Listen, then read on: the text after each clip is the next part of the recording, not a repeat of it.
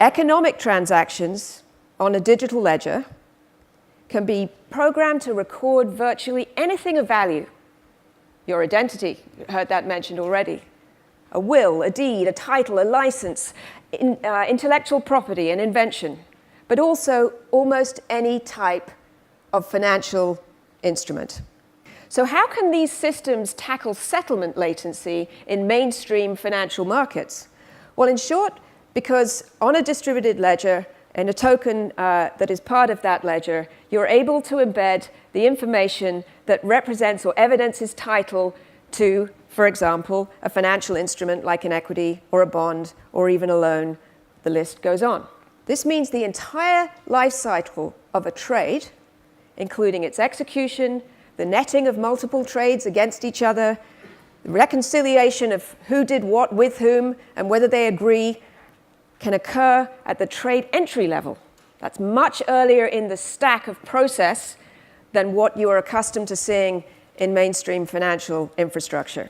Now, I don't want you to get too overly excited.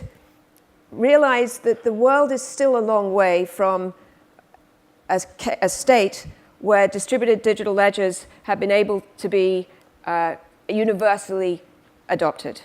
Distributed ledger technology does have the potential to be disruptive of certain business models, but it has at least as much potential to be enormously empowering of existing business models in terms of making them lower cost, more efficient, and less risky.